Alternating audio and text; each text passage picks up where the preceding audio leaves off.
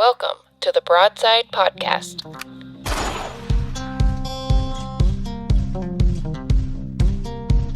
With host, my dad, Andy Elliott.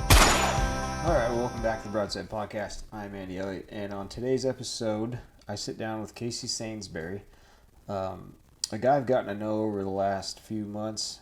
He purchased a rifle, came over, I did the transfer paperwork for him, and we've kind of just chatted ever since. We're heading out deer hunting together this next fall.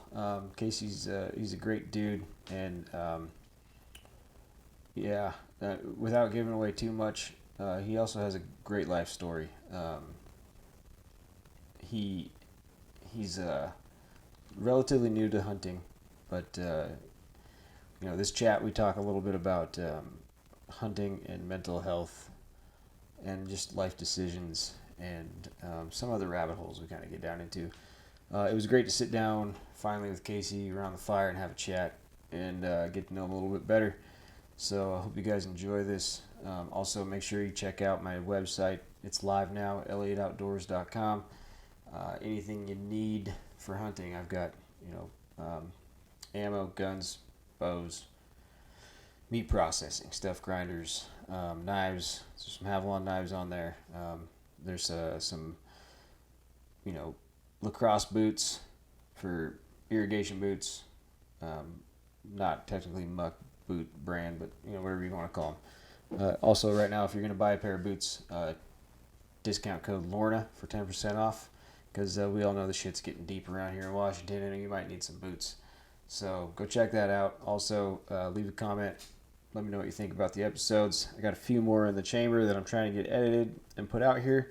I just got done recording another one, so thank you guys for listening, and have a good one. All right, yeah, so we finally made this happen. It's been a while coming. You've been a pretty busy dude, so we'll just start off and have you introduce yourself and tell everybody a little bit about who you are. Casey Sainsbury, pretty much born and raised here in Yakima. I started out born in Yakima, was raised in Moxie though, out in the country, just kind of goofing off, having fun. But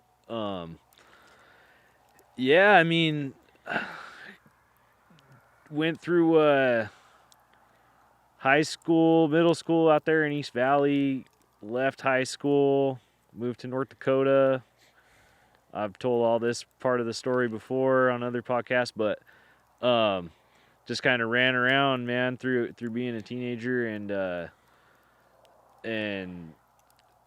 kind of not having a father figure really in my life. I wanted to touch base on a little more of the childhood stuff, but my mom kind of, like I said, she did her best, but there was some dudes around, some questionable characters that I got to look up to as a kid, so I didn't really have much of a role model, but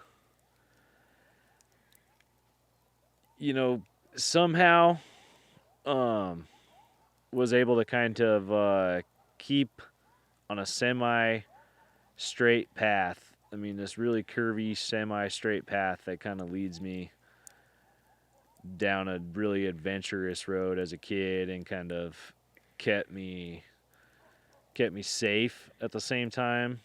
I didn't get too dangerous, but I did kind of live on the wild side. But I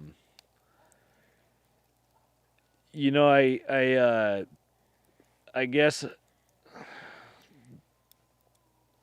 it's that. We don't have to, if anybody wants to go listen, it was Elk Shape with Dan. Yeah, Dan Elk Shape. You kind of dove into that younger childhood stuff a little bit, or a lot of it, I guess. He pried it out of you.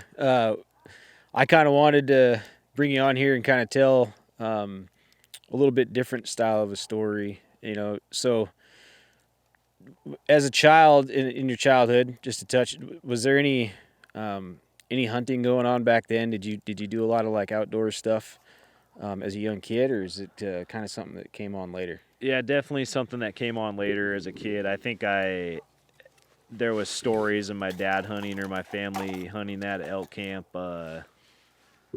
I don't know. I'll say the spot, McDaniels Lake.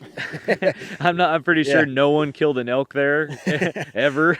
Yeah. So go ahead and look. But there was these stories. So it was always kind of something I heard of. Game meat was a big deal for me back then because it would seem like once every 5 years my uncle would give me a pepperoni stick or there'd be like an elk steak in my life. So there was always this little hint at it. There was something there, but really just stories. So I didn't get into the outdoors. I grew up in the country, but never shot guns. I didn't. I shot like a 22 or a BB gun or something, but never had anybody take me hunting. I didn't go to the woods much unless I was camping with friends. I didn't go hunting until I'm 40 now, so like 38 years old was the first time I hunted. And kind of the few years before that is kind of what really led me into hunting being such a big deal for me. I met my wife. I kind of, I talked about my 20s in the last one and kind of met my wife. She pretty much saved my life like the first time. She was the first person to save my life. And, I met her, I was 120 some pounds and just kind of in a crappy place, drinking a lot. And she took a chance on me for some weird reason. She still doesn't know why. She won't tell me, but she really got me out of a hole I was in, and I sobered up. I quit kind of everything, quit goofing off, looked for better jobs, and I spent 6 years. I remember it was 6 years, just sober, cleaned up. We got married, we bought a house, we did all these things that were really great. And in 2016, I had to look at my wrist because I got a tattoo, but my brother passed away, my baby passed away, 2 grandpas passed away, and somewhere along in there I just went off the wagon. And at that time, I owned a pretty successful landscaping company. We had just started our coffee stands, and things were really good, minus some of those kind of mishaps. But that was kind of the beginning of the end of my landscaping company and kind of my sanity almost for the next probably 6 years, because I slowly got worse and worse without knowing it. If you've ever been in that position, you take something up. I started smoking weed again, and you take something like that up and you think you can still function. I'm still owning this company. I'm still making money. I'm still doing this. And then, the next 6 years go by. Lots of people quit. Lots of things happen. And then you finally reach a point, I think, during that time when you have your first kid and you're like, I'm going to quit when we have our kid. And then you don't. And then you're like sneaking off in the garage all the time. And then, you're always worried about coming inside and feeling guilty because you're stoned around your kid or something. Then you have another kid and it's even worse. And then you're feeling so shitty about yourself. At that point, man, I gave up on my business. I gave up on my friends. I just about gave up on my marriage, to the point where it was like giving up on my life, really. Like anything I had built or tried to do. So there was some really dark times right there in those next, like around 21, 22. I was still... Go ahead. Sorry. So like all that kind of happens in 2016, right? And yeah, you feel like it kind of was like a slow rolling avalanche snowball effect, where like almost like a cliche death by a thousand cuts. It was just kind of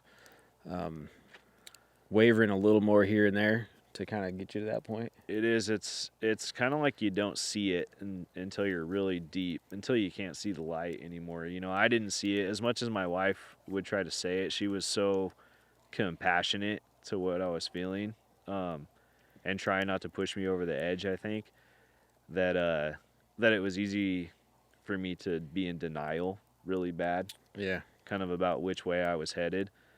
And I guess in that time in 2018 we lost another baby, so it was like, then we had another baby in 2019, and Caden, he's still with us. I mean, hopefully always, little dude, but he I couldn't see the blessings in my life because I was so busy just feeling sorry for myself, I think. So yeah, definitely death by 1,000 cuts, just one thing after another, just bringing you down. And I always kind of described it as it's just like, you just can't see the way out. I mean, it's every time you try to think about it, it's brain fog, and you try to find your way out, it's brain fog. There's no clarity. I'm just working 80 hours a week, and I'm trying to be normal, and I'm trying to pass for a successful person that's making it, right? Because I'm insecure, and I want people to see that that I can do it. You know, I don't want to look like a failure, even though I was failing every single day and having a heck of a time getting up. I mean, there'd be days I'd be in bed by noon in my dark bedroom, and it was like, it just got worse and worse, and then I don't know what kicked me out of it, but my buddy, and I'll give him a shout out, his name's Will McLemore, and we're not talking right now. I don't honestly know why, but he told me one time, he said, why don't you try hunting, man? Come out hunting with me. And I always knew it was a thing, and you know, no secret, I had a felony. I couldn't own a gun. So at that time, I got my rights back, to my gun rights back. So I'm like, okay, I'll go buy a hunting rifle and we'll try some hunting. Didn't really know what I was getting myself into, so I decided to rifle hunt in Washington State. And I've never been so frustrated in my entire life, as to how many people there were, and I never saw one deer or one animal or a legal animal. I never saw nothing like that. I mean, I went so many days, and I was so just butthurt that I did not succeed. I'm like, I'm usually good at just about everything I try, and I was so mad that you know, I was like, I'm gonna do this different. So me and Will went out and bought muzzle loaders. We were like, I'm never rifle hunting again in Washington for sure. And so we went out and bought muzzle loaders, and at this time I'm still just kind of like figuring stuff out. I'm just starting to realize that there's something else out there. The coffee stands are starting to take off. My wife and our marriage is getting rougher and rougher, and I'm like, I hate this. I need to do something. And this is when I'm kind of like, things are starting to feel better. So that summer, I think right around there, 21, I had quit drinking. So like May of 21, I quit drinking, and that was right around the time I started hunting. Then I started doing, you know, I thought I was working out, but really I was just like in better shape than my chubby friends. So it was just me slowly making excuses and trying to find a way out of the pity party I had been in for the last however many years. And Was there like because I know, and I've heard it from people, and it's true across the board, that like anytime, you know, at the time you lost your landscape company, was there like the feeling like you lacked a purpose, I guess, or a thing, you know, like a reason?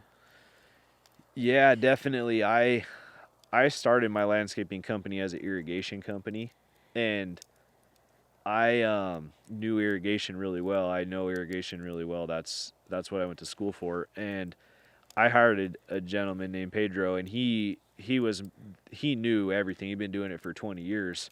And I just knew, it seemed like I was really good at sales. Like I could talk to people and I could sell them on what we were building, and I just made us busy really quick.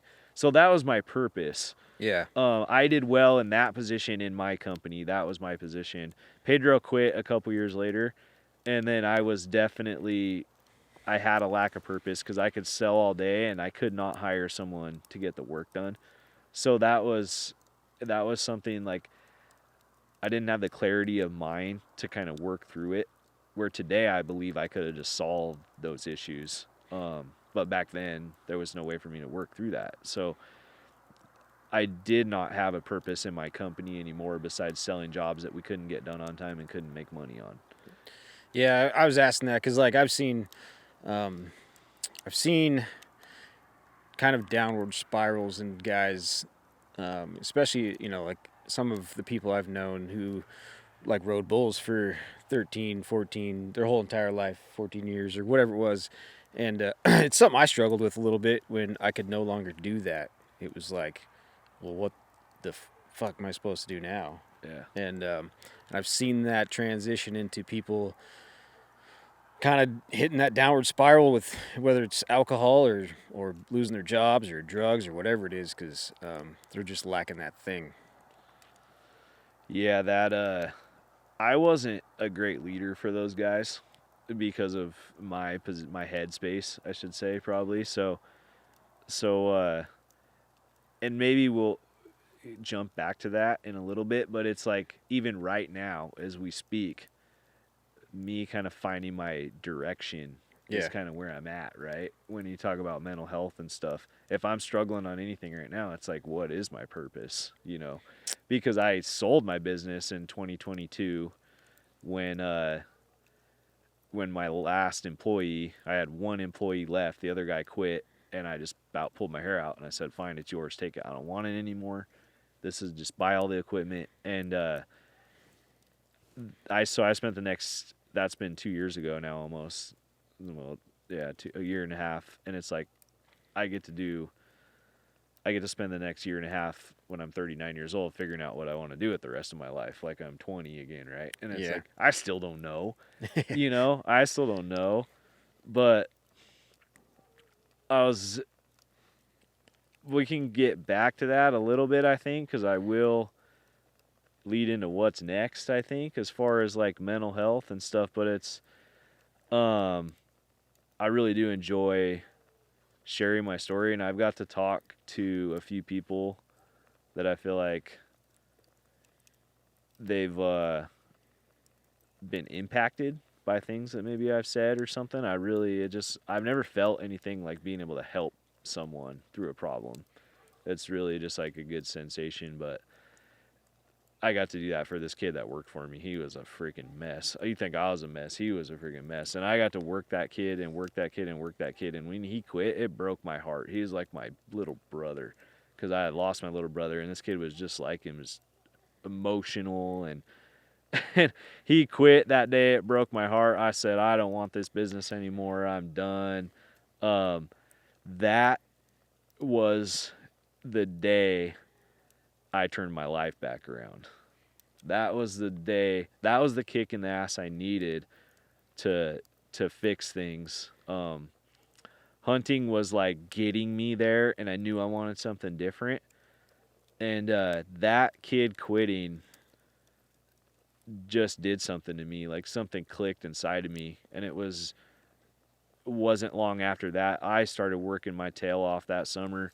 And it was like I just devoted my entire summer to hunting that next year, and met this old timer named Larry, and he kind of took me under his wing a little bit, took me to Montana, took me up to his secret spots, showed me, I got to help him haul elk out. I never heard of elk bugle yet. I've never heard any of these things, and I experienced so much of that first year. And then I had worked so hard that summer to get in shape for it, which is where Dan comes in. And like I said, I told that, but he's that dude is so intense. But the inspiration and just the fitness part of it has been a huge deal for me. And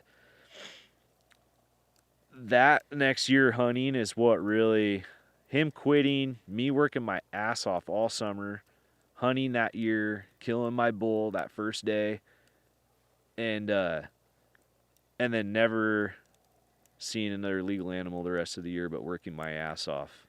I was so successful, and then I was so humbled at the same time throughout that year that I got the taste. I mean, I tasted it. I'm like, I'm coming back strong next year. And so that just pushed me to work that whole winter. I built a home gym. I'm there for my kids. I'm there for my wife. We don't fight, bicker. We don't argue no more. Business is better. That whole spring, summer, I'm like the best shape I've been in my life. I head into hunting last year.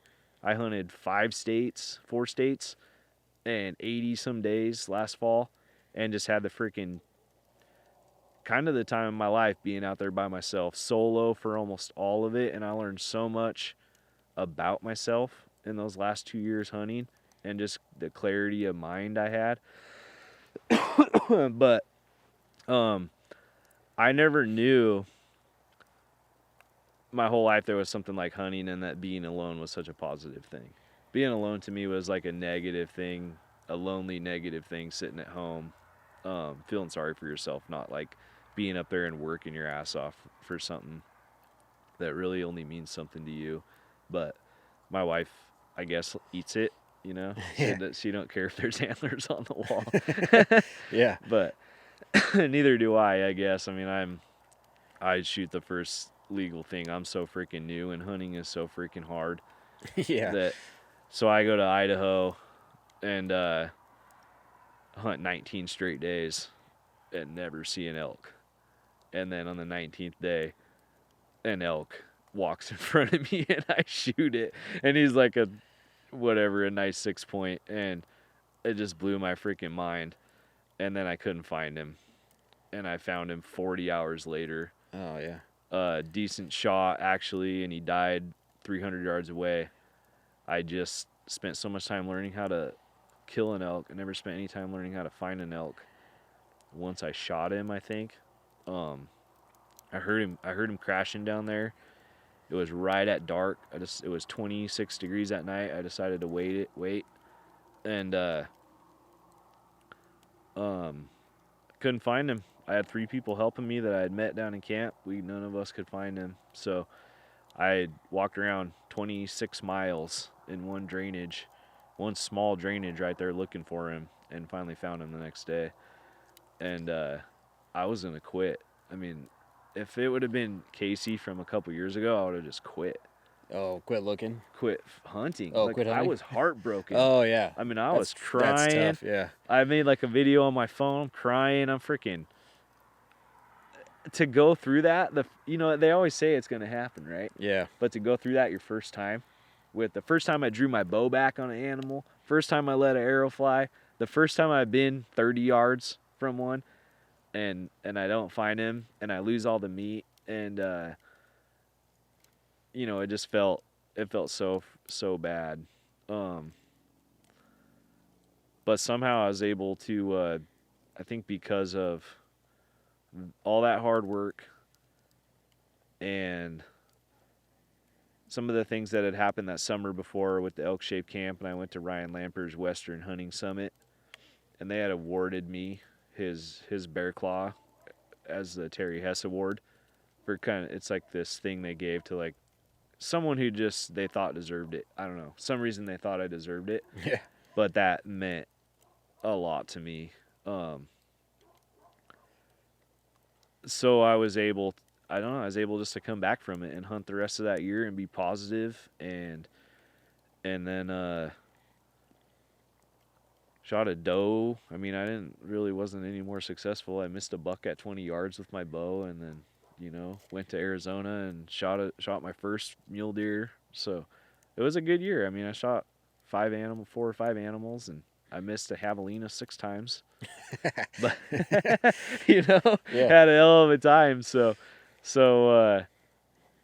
the hunting has brought me out of a hole, but not what I think is is really what's the most important. Hunting is that thing that I found that I was able to relate to where I could figure out and find some clarity in life, where my little kids, little boys, they're little miracle babies. We were not supposed to have kids. We had all that trouble. And those little guys are what's important. And I'm trying to teach them how to be a man when I spent, a lot of my life not being a man. So there's a lot of pressure there, and I'm sure every dad kind of feels that kind of pressure, but I sometimes feel like I feel it more than most. It's like you live a life of guilt and shame, and when you think of your life, those are the words that come up, and it's kind of sad. Yeah. Yeah, and it's always a thing you want to give your kids so much more than you had, right? Like, yeah. Make their life not as hard as yours was. And that's the last thing I want is for my kids to go through some of the things I went through. I mean, in my childhood, I got one of my mom's boyfriends like kidnapped me and I was gone. And there's like all these stories, right? But it's like, I don't want my kids to deal with any of that. My dad was never there. And I see myself and Caden, my oldest, so much. His personality is like me. He's got a temper. He's only 4, but he is like my little twin, and I'm really just watching every move he makes, and I'm blown away by how smart he is and how he learns. And I want to be there for him forever. I always tell him, you'll never be able to beat your dad up. Like, I literally just don't want him to ever be able to beat me up. Like, I gotta be in shape, man. Yep. I gotta be fit. That's right? it right there. Yeah. So, but if we're leading back into mental health and stuff, hunting's been great. It's found something. I spent this spring. I had some tough times this spring. It's always gonna be ups and downs, and I want to make that like transparent. Like, I had this awesome season and stuff, and then I got home and it was like I really had to kind of fight back from something. I don't know what. I still haven't quite put my finger on what drug me down, but I did not work out for the month of December, January, February. I mean, I just started getting back in the gym and I just started feeling good again, and I hurt my shoulder in September. I haven't been able to shoot my bow. I've just been kind of feeling sorry for myself about it. And it's just like this little thing. I hurt my shoulder, so what? Yeah. Because you pick up this new sport and you love it, and then you hurt yourself, and then you can't do it. And you're like, every time you work out, you almost feel like you need a physical therapist. And you're like, I just started feeling worse and worse. And until I got back out in the gym and started feeling better, I realized I'm just like, the body in motion stays in motion, and that was kind of all it took, to snap you out of it. It was just one little thing. Yeah, I feel you on the getting into a lull like that. Like, it just happens. Like, sometimes you'll end up just not feeling like doing it, and an injury I can attest to that made it real tough for me too. Going through my surgery, finally getting out of this cast, finally getting like to the point of pulling my bow back just to be able to find out I got to get cut open again. That shit fucks with your head, like. Mental toughness is built, right? I mean, I keep hearing people say that. Like, no one's born mentally tough. No one's born mentally tough. Like, I don't know why I stayed on the path I did, or why I even made it this far in life. It seems like I've tried to give up so many times if I was too scared to give all the way up or what, But it's like, at some point, all that stuff has to come back, and you have to use it in a positive manner, and you have to use it in a way that you can move forward instead of just dwelling on the past.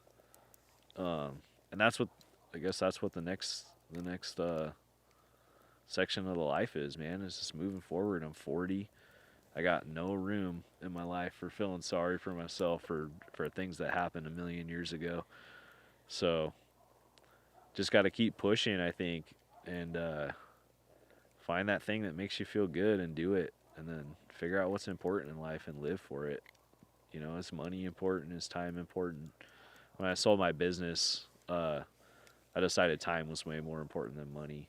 It Yeah. didn't matter how much money we made anymore. We do okay now, enough to pay our bills and live in our little. We have a small house on a small piece of property, and that's just fine. Yeah. You know? Yep. I've got, that's kind of, I think everyone kind of goes through these cycles of, in life as they get older.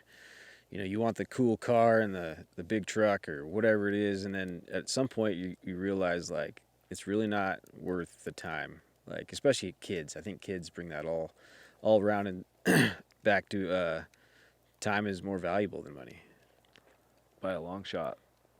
There's always you can always go back to work or make money or do whatever, but it's like if I was working 80 hours a week right now like I was, I just couldn't imagine how much I would miss. Mm-hmm. All that time hunting, and my kids, I come back and they're like saying sentences, and I just my heart's like full and broke at the same time because it's like bittersweet. Yeah. You missed it all, but then they're just growing up so fast, and all I want to do is take them with me, and they're just not, unless I carry them on my back, they're just not old enough yet. So I need to learn how to hunt better so I could teach them how to be successful, right? Yeah.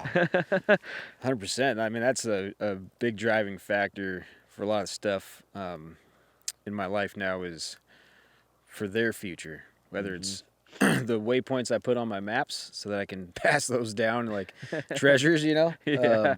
Because, I'm assuming, obviously, your story, you didn't really have, you weren't really handed, like, the reins to a hunting camp and, like, this knowledge about hunting. And, I was kind of in the same boat. I've hunted most of my life, but it wasn't really I was wandering through the woods aimlessly. Like, Some days it still feels like what I'm doing. yeah, right. Yeah, for sure. It's just a lot farther away from the truck now. And the hunting, the camps I do know about, I'm not allowed to go there until he dies. So, he's like, I showed you the spot, but you could never come here. Yeah. Like, okay. Yeah, I want to be able to learn as much as possible and pass that kind of stuff down. Yeah. And maybe, maybe my kids don't want to hunt. So, I mean, that's fine too, right? I mean, maybe, we have kinda. other skills. I mean, yeah. Yeah. I own all the tools. I could teach my kids how to build or fix, or we have a car we're going to build together. We're going to do those things that you hear about they did 50 years ago that fathers and sons did that I think the world has kind of lost touch with. Yeah. I'm super old-fashioned like that, and those are my values, I think, now that I'm starting to realize some of that. Yeah, we've lost a lot of that. And that was always highlights.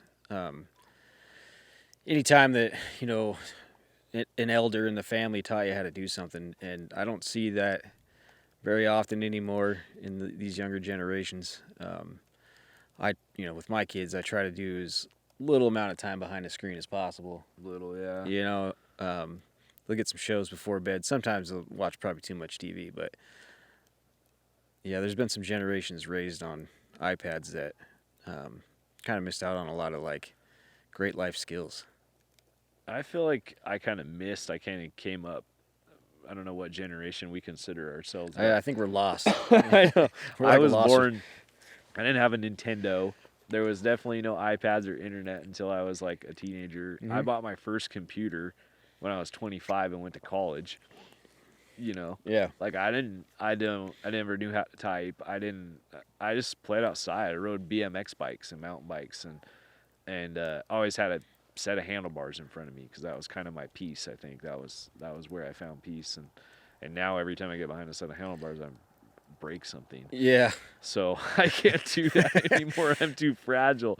So hunting is where it's at, right? I gave up everything so I could go hunting more. I gave up everything. I gave up the fast bikes and the snowmobiles and everything so I could go hunting. Now the only mountain bike I own has fat tires so I could ride it. Right, yeah. Hunting, yeah, right? carrying It's an like- elk quarter or something. Yeah, that's what it's about. Those little kids. Yep. And that's what we're talking about is those kids and passing it on. And I just remember little stories like my grandpa, one of my grandpas, I grew up with one grandpa and the other one moved away when I was a little kid, but he had a 1967 Chevy truck and he would let us shift gears. He'd say, shift, shift. Yeah. And he'd Yep. let us shift gears, old 4-speed. And I remember that white truck, blue ceiling, all the magnets of all the states he'd been to on there. And I have that truck, not the same truck, but a truck exactly like that sitting at my house because that has always been my dream car. And I hope my kids, have stories like that with their grandpas and some positive influences. My grandpa is super good dude. My mom's dad was the nicest man you ever met, and they pretty much raised me. My mom worked hard as a bartender, but my grandpa showed me how to treat. He treated my grandma so well. So I know. I mean, I was around values. Yep. I just was around bad influences as well. Yeah, I think that was like our generation's like the token thing was we were like raised by our grandparents. Mm-hmm. Like everybody around my age has the same story, like spending all the time at the grandparents. Like our parents were at that generation where all they learned how to do was work hard. Yeah. Right? Yep. To make a living. Yeah. Not entrepreneurs. They were just Factory working. Yeah. Yeah. Yeah. I guess it's a cycle. Yeah. Yeah. Maybe we'll get back to some of that, but you don't see very many people out there nowadays that just want to factory work. No, it's gone totally the other way, and it's especially easy to see in like the construction industry because these young kids really just don't care about your due date on your project. Like I heard a fact the other day, and I guess not fact, but I heard something the other day that said for every 7 people that retire from the trades, only 1 is entering. I heard that same fact. Yeah. It's getting rough out there. No wonder I couldn't find any employees. Yeah. No wonder every electrician I know is like struggling, and it's easy to get a job because everyone's looking. Yeah, it's gotten. I mean, I see it a lot now.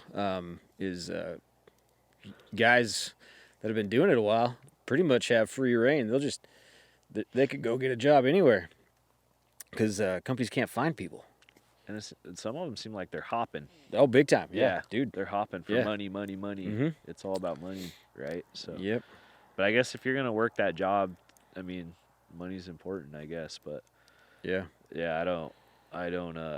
We decided to take a giant pay cut and just like I said, have some time to raise our kids.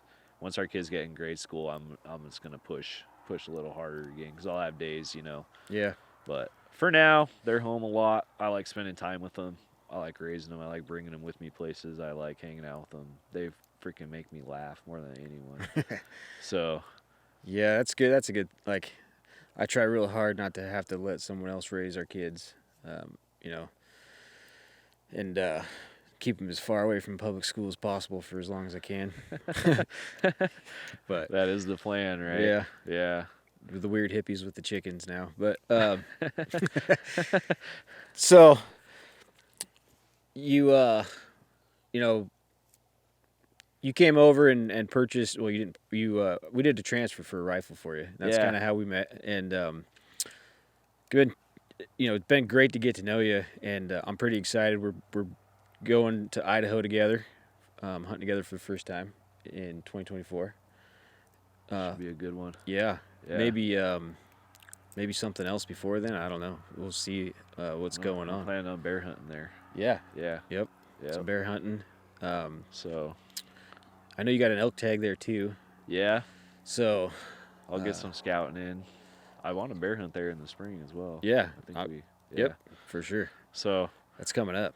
I'll draw Montana this year, and there's always Washington. I'm going to devote a little more time to hopefully Washington, and I'd like to kill an animal in this state. I still.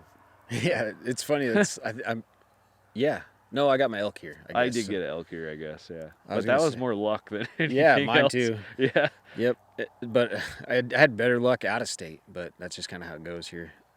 I kind of use, depending on if I can get like a multi-season tag, I kind of try to use, at least the last couple of years, Washington season is a time to get the kids out in the woods, Yeah. with real no expectations of anything. Damn near. I mean, we saw a 2-point that I was trying to grow an eye guard on, but with the kids. But they were with me a couple years ago when I shot a bear. I think I was a little jawing for him, but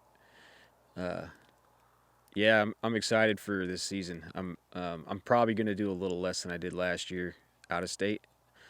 I put in for a little less, but if we can get going scouting in Idaho and go scout, I'd love to go scout for your elk tag and get out there to do some spring bear hunting too. Yeah, I think I put in every Western state the last couple years. I just want to hunt every state once. Yeah, So, Arizona, Nevada, those might be some stretches. Utah, I could always go hunt a spike or something. But Colorado, we'll see. I got a couple points. I'll probably just cash them in eventually and just hunt.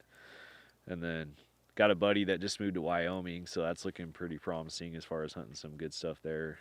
It's, the most expensive elk tag in America. yeah, dude. I got crazy. That's I don't know. I got a budget and I try to use it the best as I can, but I do get to go to New Zealand in March of 2025 and hunt red stag. Nice. Heck yeah. So that is something that's been on my bucket list since I started hunting. I've been enamored with those animals, man, over there, and I'm looking forward to that so much. But that'll try to take place of any spring bear I'm gonna have that year or anything like that. So that might be my entire everything. I probably will only hunt Washington in 2025 after that because I will be broke. Yeah. There's some good places here. It's just a lot fewer and far between. I think we just have to think outside the box. I think there's still good hunting here. You got to be willing to work really hard for it. Yep. And think a little bit outside the box, and giving away anything. But it's like work hard and think differently than the next guy. Stop road hunting. Exactly. Yep. I don't know. I might try to do the high buck this year. I was kind of supposed to do it last year. It didn't work out. I don't know if that's going to work out this year. That's in September. Yeah. Yeah. Because you'll have, I think, deer. You got high buck and bears open at the same time, so it's pretty good chances you might go up there and see a bear. Is bear September 1st this year? Well, I don't know yet. They haven't said that yet. No, they were talking about that today. Was one of the meetings. They still don't know what the fuck they're doing, dude. It's a train wreck. Like, it's a Mickey Mouse Club in that fucking place. Mickey Mouse Club. It's hard to watch. Yeah, I want to be more involved in it, but it really just gives me a headache. And I'm like, I know so little. About hunting, and I'm just trying so hard to learn about hunting and stuff, and then it's like I throw in conservation and how to save hunting, and God, it just feels like a lot. It's a lot. It's you guys are doing the Lord's work out there, man. I mean, it is a lot. Yeah, I mean, I've kind of the last little bit, I've kind of not distanced myself. I've just kind of taken a little less on with it, kind of just stepped out of the rabbit hole a little bit to give myself a break. Work picked up. I'm no longer in splints or casts, so I don't have as much time to dive into that stuff. But yeah, the people that, the Conservation Coalition and that group of folks that, man, it's such a bigger problem than people even have a clue of. Because, well, last night I recorded a podcast with Justin, who's been through a bunch of states turkey hunting, and kind of off air, we were chatting, and he is pretty concerned because he talking to people in every other state. He's like, "Oh no, it's not just Washington. The same organizations and the same people are slipping into the same seats in every state in the country." If you follow Sportsman's Alliance and HOWL and stuff, and you get their notifications, I mean, it's some of the states you wouldn't think, like those states you consider like hunting redneck states, like Kentucky is on blast right now. Yeah, yep. In some of these states. That's exactly one of the ones he was talking about. Yeah. Yeah. You wouldn't even think. Yep, it's crazy. It's really frustrating. Like, you work so hard, and like it's not like we're it's we're doing what humans have done forever. It's None not of like us would be here if it wasn't. it's for not hunting. some novel concept to Yeah. go source our own fucking meat, and these people think that like they're higher above us because they eat tofu-filled fucking burgers at the Pike's Place Market or something. Well, It's- I mean, if humans continue to occupy all the land, it's up to us to make sure that those things still have a place to live. And, Yeah. And that they have a balanced ecosystem, and that's what hunting really does. Take away all the, we get to eat this and we got antlers on the wall. Like, it balances wildlife in the ecosystem. 100%. I mean, down to certain draws Yeah. geared towards maintaining certain herds because of diseases or whatever it is. Like, Who else is going to do it? yeah. The bears? Yep. The wolves, like, they're just going to eat everything. So, and then they're going to eat themselves. And then they're going to start eating dogs. And then they're going to be out of food. And they're going to start dying. Yep. And then disease runs rampant Yeah. through them. And then there's nothing left And on the that's- landscape. I mean, what do you do? Yeah. I don't know. It's frustrating to me. You say frustrating because I just started this. Yeah. I just started this. And I feel like every year I'm losing a piece of it. Yep. And I don't even know what to do about it. And then I talk to guys like my buddy Larry, been trapping since he's 12 years old, or maybe younger. I mean, he has more stories and more, he's 45 bull elk and this and that, and the guy's an animal and a killer, but it's like it's his whole life. Yeah. That's his whole life. Yep. And he has potential to lose something he's been doing his whole life for no reason. Yeah, because some people don't like that people do it. Like, Yeah. it's all science-based. It's all, it's what's crazy is it's all on our side. The facts, like the proof and how it works. And somehow that doesn't matter to people, I guess. Well, it matters to some people, hopefully, and Yeah. hopefully it matters in the end to enough people. I mean, you don't get stuff back very often. We just got to keep them from taking it away anymore. Yeah, I got to guard the gate, dude, because we talked about death by 1,000 cuts earlier. That's what they're doing. Take a little bit here and there, trappers are I would say probably the most minority of the group that they're after. They probably need more support than any of us because there's probably less trappers than there are bear hunters, or Much less. much less, yeah. And they're under the gun all the time. Yeah.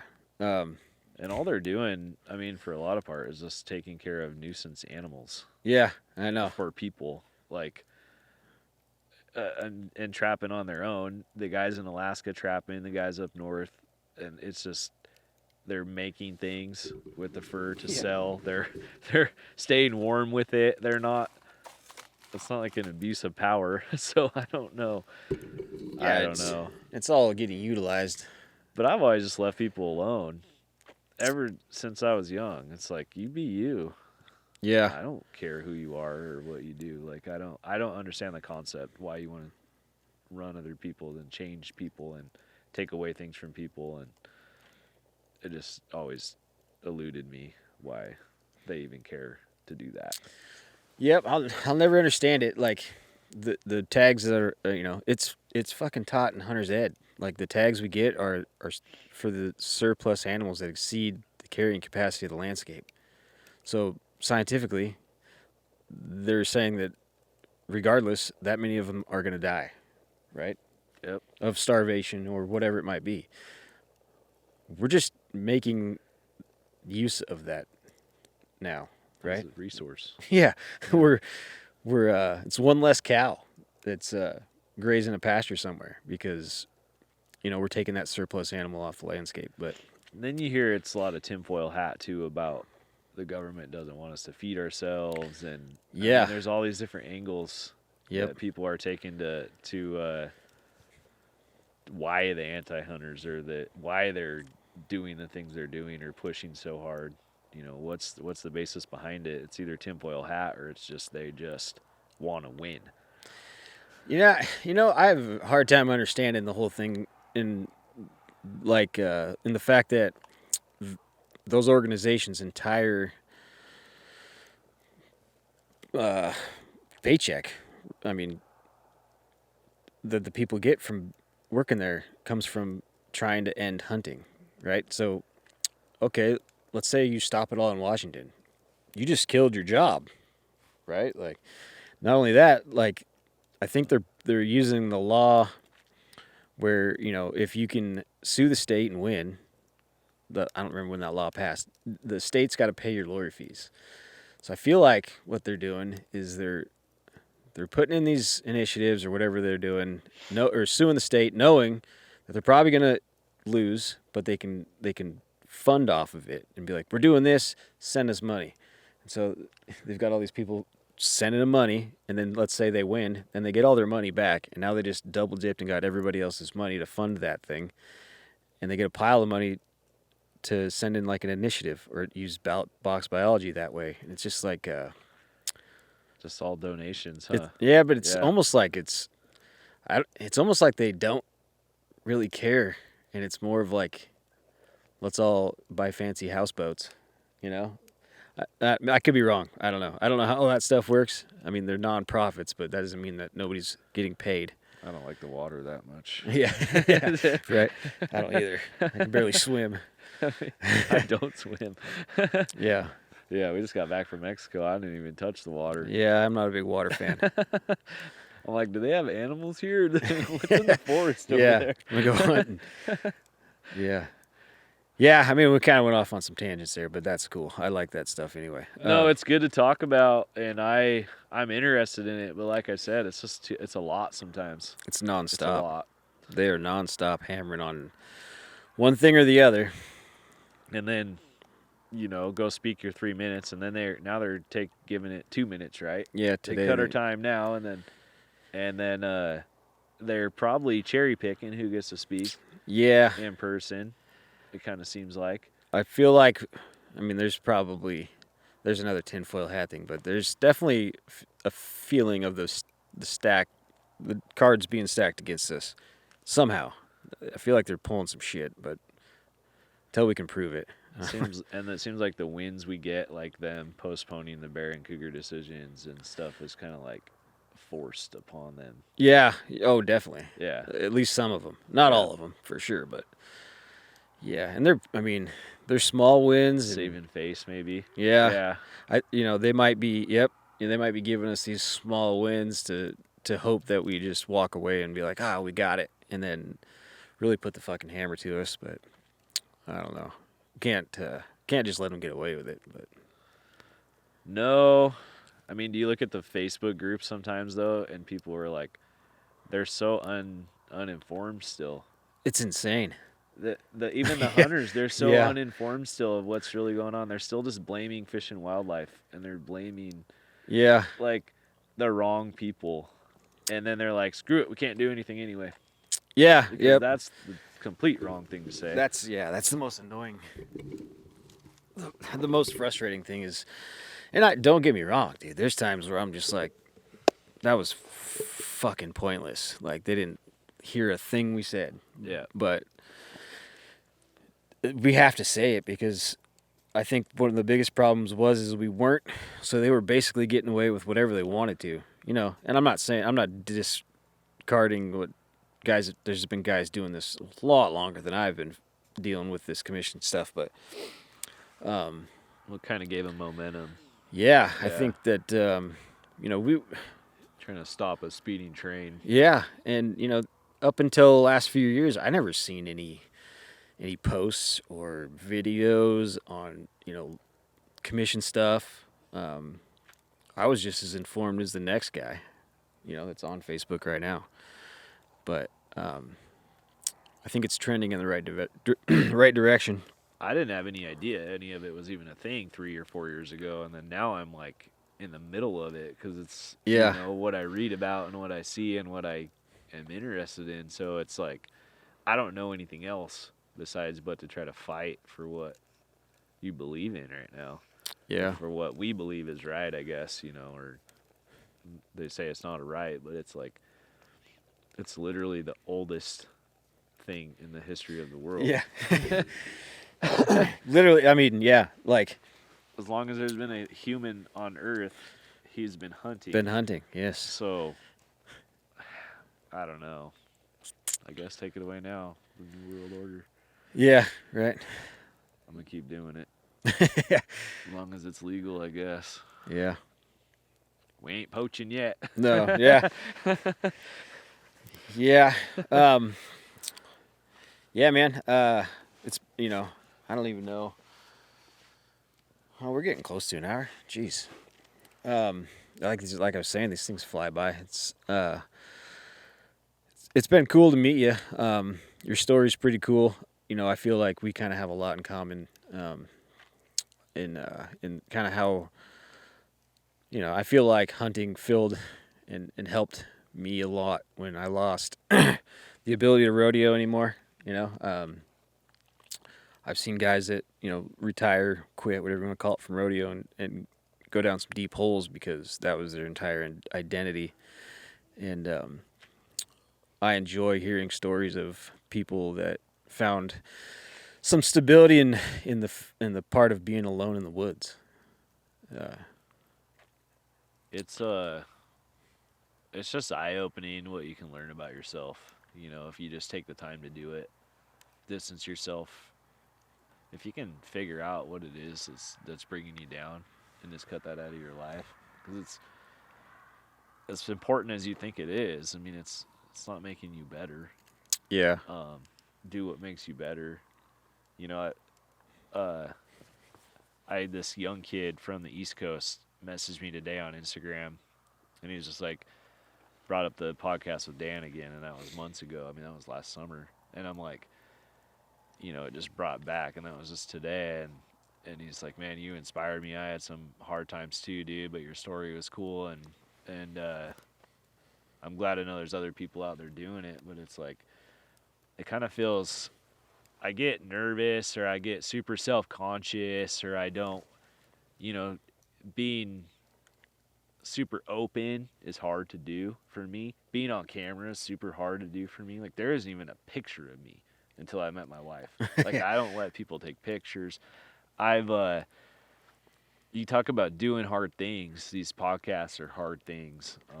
Me posting myself on, I didn't even have social media, but until I decided, like, I want to figure out a way to help other dudes just like me that have been to counselors, that have been to psychiatrists, that have been prescribed medication, that have been diagnosed with ADHD, they've been diagnosed with obsessed OCD, they've been diagnosed with depression, they've been every doctor telling them everything's wrong, and when all along they just knew that they were just missing something.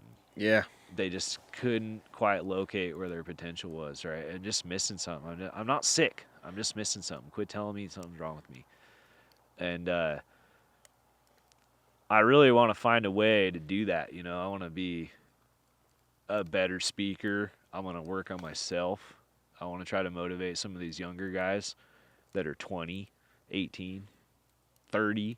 I mean, however old. I'm 40, but I'm like, if I could just save someone from going through all the years of that I had to go through, or I could help them through it in any way. That's why you see on my posts, I'm like, come work out, or I'm like, call me, let's talk about it, or I really mean that shit. Like, I am not a professional. I never claimed to be professional anything my entire life, but I just want to help, and I just want to find my own way to help. And I think it's a little selfish in a way, because that's what's going to make me the best I can be, is helping other people. So, I'm just going to keep working on getting better at that. And I think that's going to bring joy to my life as well. And I think that's going to bring, we talked about purpose earlier, getting back to that. It's like, that's what's going to bring that purpose outside of my family and kids, because you kind of need something else sometimes, and I think that's where it's at, man. That's there's nothing much that gets me smiling more or feeling better at bedtime than if I know somebody took something I said or did to heart and that helped them in some way. So Yeah, and that's an awesome thing to to put out there. I see your posts, and I can tell, like, as long as I've been chatting with you and have known you over the last bit, I can tell it's sincere. That, and when guys like you or I or whoever that go through those kind of things and have the ability to stop someone else from having to experience it with some advice, and like you said, the system, tinfoil hat shit again, just wants to tell you you're broken and give you pills or whatever, when reality, you probably just need to go to the gym and eat less fucking McDonald's. And yeah, You know? it's the truth though. It's so true. Like I was just telling Andy earlier, I started the carnivore diet, and I've kind of moved it more towards like meat-based diet because was noticing I was missing some things, and I was kind of like just eating meat. I was like insatiable hungry, and I was like, so I started adding, I started adding in avocados and some different things, and like light vegetables at dinner, and I feel freaking amazing. Like, and I take these supplements that are like liver and heart and stuff, like beef organs, like to get some of those vitamins, but just do what you got to do.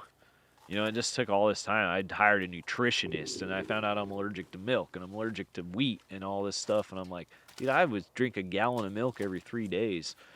And no wonder I always had a stomach ache or felt bad or didn't feel like doing anything. So there's all these steps you got to take, and sometimes it just feels like a bottomless pit, man. And the pity party gets real talk. But it's like I said, I want to help. I don't know how to help. I just want to be there for someone and be there for people. And fitness has helped me. You see me in my pictures. I got my shirt off. I'm like not fit, but I feel like I'm actually probably fitter than I look, I guess. But it's like I'm just like a skinny fat kid. Like I fluctuate between 150 and 130 pounds since high school, And when I'm 160 and I go into hunting season, I come out 145, and it takes me 4 months, and I'm barely back to 150 again. Like, it's hard to put on weight, easy to lose it. And it's like work. And the more harder I work on myself, when I say hard work, I don't mean go out and sweat and dig a freaking hole. I mean work on yourself. Do what is hard. Yeah. Yep. For you. Do what's embarrassing. Do what you just hate doing. I hate swimming. I should probably start swimming. Like, do what is good for you to make you stronger. I gave up listening to music, started listening to podcasts, and that was one of the things that really started me in that right direction too. When I found Elk Shape, and kind of his message is legit, and if I just keep leading back to that, man, I just want to do something special. So I'm gonna keep working at that, find my path in that sense, Yeah, I think that's what helps keep everyone going is the adventure to find on your path, like whether it's you want to help people, so now you've got that thing you want to do, and it drives you to be even better, right? It does every day. Yeah. Because every day is a struggle, and the guys out here, there's gonna be like a bunch of people right now listening probably that are like, this guy is freaking nuts, and then a bunch of other guys that are like, man, he's speaking to me right now. Yeah. Because I've thought that about listen to some people talk, I'm like, you're freaking nuts, and then other people just speak to me. Yeah. So I hope that I'm speaking to someone that that needs it. So Yeah, that's awesome. I'm glad like you came out here to chat with me. It's been a little bit in the making. I'm excited for this next season. Go shoot some bears, hopefully, and fill some tags in Idaho. Yeah. it's gonna be a super good year. If there's anyone out there listening that maybe experiencing some hardships and stuff like that, I'm gonna tell him to reach out to you. Yeah, man.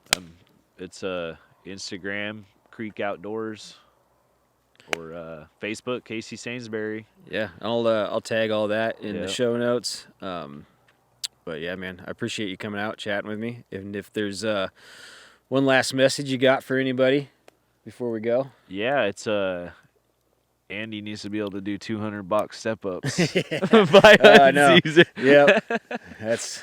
I got the 10 bag. minutes. I got the bag loaded with sandbags. Yeah, I did 168 the other day, and then Josh, the other guy, hit up one of my other 100 partners. He's like, dude, I wasn't even close. I got to start somewhere else. So I'm like, that's not my party message, but We're gonna get it. we had to throw some stones there for a Yep. second. Yeah, I'm ready to hike some mountains. I'm just gonna say, it's probably repetitive a little bit, but it's just that thing. There's gonna be somebody that says something to you, and if you're really listening, like they're gonna. For me, it was like I said, it was Will, and he's like, dude, you should try hunting. And I don't know why I was listening that day, because probably someone said that to me a million times, and I've never heard it. But if we take the time, I think that if you're listening, you're really listening to what other people say, and you care to be better, someone's going to say something that really affects you, and it's going to be one little thing that seems insignificant, but there's that one thing out there that's gonna point you in the right direction, and from there it's on you. But just try to find that thing and listen to people that actually care about you and that stick with you through thick and thin, not just people that tell you what you want to hear. It's gonna be that person that'll tell you you're being freaking stupid when you're being stupid, and they're gonna say something someday that matters, and just, I hope you're listening, because that's gonna be the thing that turns it around. So Yeah, that's it's probably better to listen to the critics than the applause. It's cool to be told you're doing things right, but your real friends are gonna be the ones that tell you when you're doing some shit that's got to change. yeah, and there's probably 2 or 3 of those Yeah. Yep. in your whole life, so Yeah. keep them close, man. Yep. Right on, man. Yeah. Like I said, thanks for coming out, and Thanks make for sure having you me. hit up Casey on Instagram and Facebook, and thanks guys for listening.